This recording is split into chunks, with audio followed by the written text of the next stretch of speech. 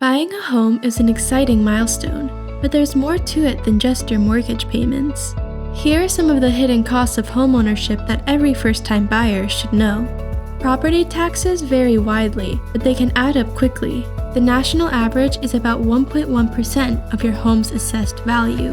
Homeowner's insurance is another significant expense. On average, it costs about $2,400 per year, but this can be higher in disaster-prone areas. Don't forget about maintenance and repairs. Experts recommend budgeting 1 to 4% of your home's value for upkeep, plus an emergency fund for unexpected repairs. Nearly 50% of homeowners replace a major appliance after moving in. Having your home inspected beforehand can help you anticipate these costs. Planning to renovate? Home renovation expenses can vary greatly based on the project, but on average, they cost around $52,000. HOA fees are common in planned developments and condos. About 56% of homeowners pay these fees, averaging at least $300 monthly.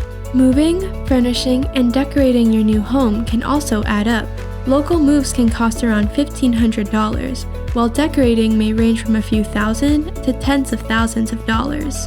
Miscellaneous costs like pest control, security systems, snow removal, and pool maintenance can also add up.